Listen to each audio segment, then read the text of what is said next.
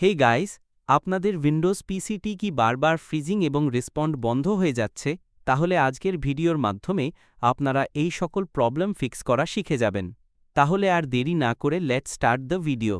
সর্বপ্রথম প্রেস করুন Windows plus R, তারপর টাইপ করুন msconfig, দেন ক্লিক অন ওকে।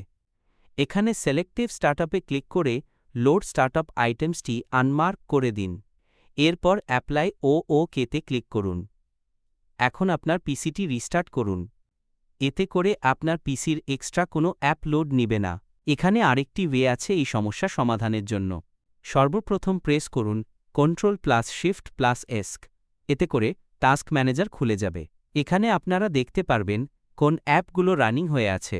যদি এখানে কোনো অ্যাপ খুব বেশি সিপিইউ ও মেমরি পার্সেন্টেজ কনজিউম করে থাকে, তাহলে সেই অ্যাপটির উপর রাইট ক্লিক করুন এবং এন্ড টাস্কে ক্লিক করুন। এতে করে আপনার এই সমস্যা সমাধান হয়ে যাবে। এরপরও যদি আপনার কম্পিউটারের স্ক্রিন ফ্রিজ হয়ে যায়, তাহলে এটি ঠিক করার একটি সহজ উপায় রয়েছে। এর জন্য একসাথে প্রেস করুন Windows plus control plus shift plus B. এতে আপনার পিসি 1 সেকেন্ডের জন্য ব্ল্যাক হয়ে যাবে এবং বিপ সাউন্ড শুনতে পাবেন। এর ফলে আপনার গ্রাফিক্স কার্ড রিস্টার্ট হয়ে যাবে এবং আপনার সমস্যা ফিক্স হয়ে যাবে।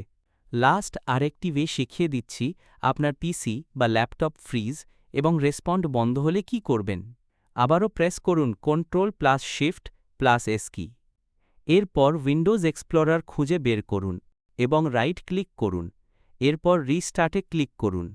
এতে করে আপনার উইন্ডোজ ফ্রিজ হয়ে যাওয়ার মতো সমস্যার সমাধান হয়ে যাবে।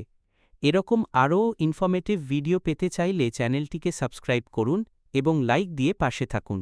আপনাদের যে কোনো সমস্যা আমাদের কমেন্ট করে জানাতে পারেন। Thanks for watching.